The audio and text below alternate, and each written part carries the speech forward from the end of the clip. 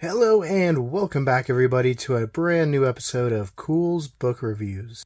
In this episode we are checking out Nessie, Exploring the Supernatural Origins of the Loch Ness Monster by Nick Redfern. Now this is one of the books that I've picked up throughout the years at Barnes & Nobles when I'm just walking through, especially when I get to like the paranormal section. This one just caught me because there's usually not a ton on the Loch Ness Monster. And being that we're in Halloween, I figured what better book to read than one on Nessie. So before we get into more about what this book is actually about, as well as the stories within, let's take a look at the cover itself. As you see up here, we see Exploring the Supernatural Origins of the Loch Ness Monster. Right here, kind of that classic plesiosaur design that we've seen as of recent.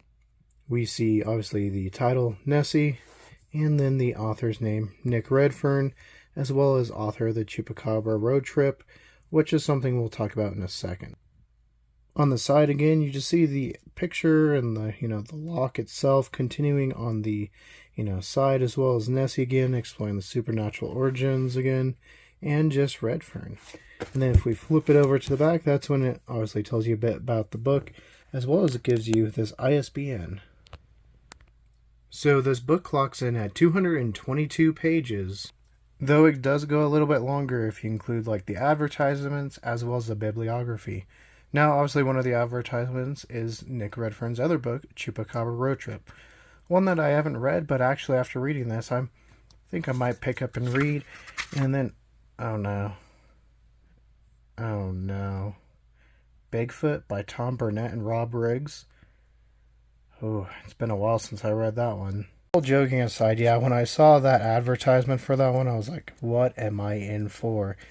Because if you have not seen a review for that book, which we re-released on this channel, link above, it definitely takes a turn down the side that I did not expect, from going from Bigfoot's flesh and blood to possibly transforming into orbs and interdimensional.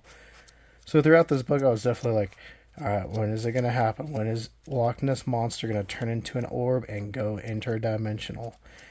So a little spoiler, I guess, for that book. But as you can see, mainly some words with some other pictures within the book itself. I'm trying to find, obviously, the famous photo here. And it's super small because in reality, that picture isn't actually that big. So the book does touch upon, obviously, the history of the Loch Ness Monster, as well as the history and maybe mythology of the loch itself. And that was something that I found really intriguing, though it does kind of delve into more just that paranormal aspect. So if you guys are super skeptics in the paranormal, you may not find so much within this book, but I think there is still a good amount of mythology, history, and lore. Even if you don't really truly believe in the paranormal, it might be intriguing to you. I really don't think it's a bad written book. It kept my attention, and I never felt bored reading it. The chapters were really neat because they're not super long, and they're always sectioned off into a particular topic. That could be something that I think people might not like, as far as, some things maybe don't always seem like they intertwine quite as easily as perhaps the author had hoped. But in the end, it's a really neat snapshot, like I said, of the loch itself. Whether we're talking about like the Kelpies and the legends of the water horse, which was really intriguing to kind of see that aspect, and then even going further into like some of the UFO encounters, or even some of the black cats like the Beast of Exmoor, which, if you've kept up with Culz Top 10, definitely at least made it so far into one of our top 10 cryptids. But where I think people that, may believe in the paranormal are going to get split, or I should say people that believe in the Loch Ness Monster are going to get split, is what kind of this book leans into. There's multiple mentions of it, obviously not being a plesiosaur, which makes a lot of sense. Obviously, there's no fossil record of any plesiosaur like we see on the cover. In the fossil record, after the extinction of the dinosaurs about 66 million years ago. But it also talks about, could it be giant catfish, could it be sturgeon, could it be giant eels, which, while there's other experts, and, it does go into the story where people think it might have been just a giant eel. There's another book called The Loch, which kind of talks about the Loch Ness Monster as perhaps a giant eel.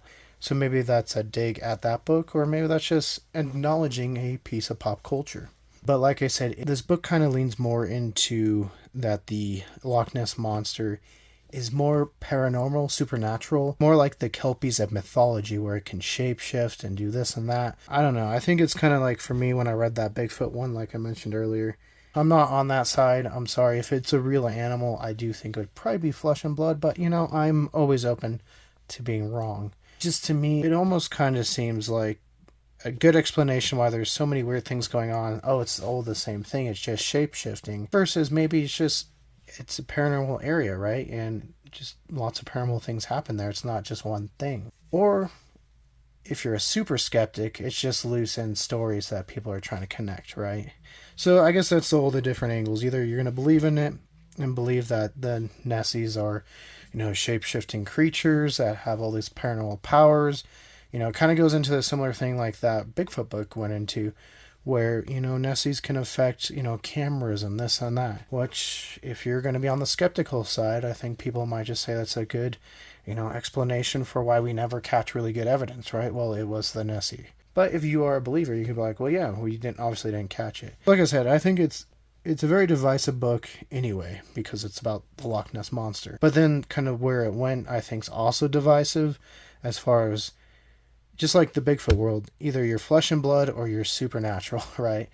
And that's how this one was. So I think it's going to divide people that have read it. And I think, honestly, if you don't believe in the Loch Ness Monster, it's probably not going to sway you. I love Nessie.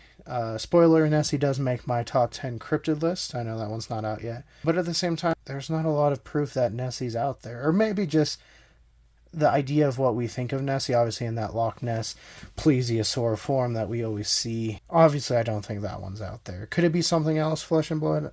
Maybe. So overall, did I enjoy this book? Yes, there's lots of great stories, like I said, about, there's the stories of the Kelpies, there's some different paranormal stories, some witchcraft.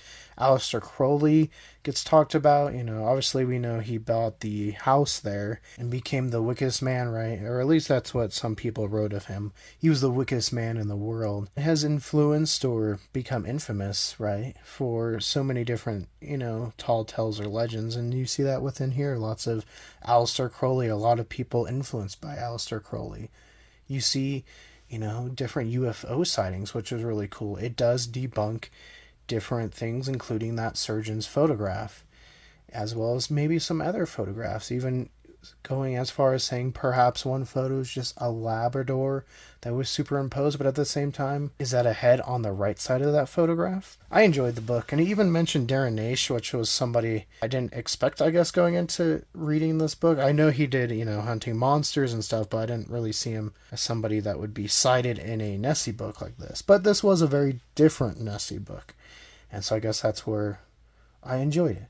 Overall, I would rate it a 6 out of 10 to a 7 out of 10, depending on how much you believe in the Loch Ness Monster.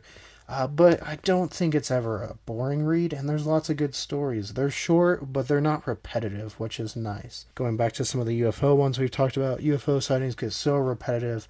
Luckily with the Nessie sightings, you think they could get repetitive. Something breached the water. I saw something moving in the water, but it's really not. There's a lot of intriguing stories, and I don't want to spoil it too much for you guys. Go read it. I do recommend it. Much like the Bigfoot by Tom Burnett and Rob Riggs, even though I didn't believe in that book as far as what the outcome was, where they're interdimensional, I still recommended it because I thought it was intriguing and it was pretty interesting to the point I wanted to read some of their other books. I haven't got around to it yet, but I still want to. Much like in this one. Maybe I don't believe 100% in the idea of Nessie being a shape-shifting Kelpie. The writing was really intriguing, and I wouldn't mind picking up and reading, Chupacabra Road Trip. So like I said, I do recommend it. It might not be for everyone, but it's Halloween season, it's spooky season, guys. Let's get into more of the paranormal. We got one more week left, so let's see what we'll pick. I haven't quite decided yet, but it's got to be something good, right?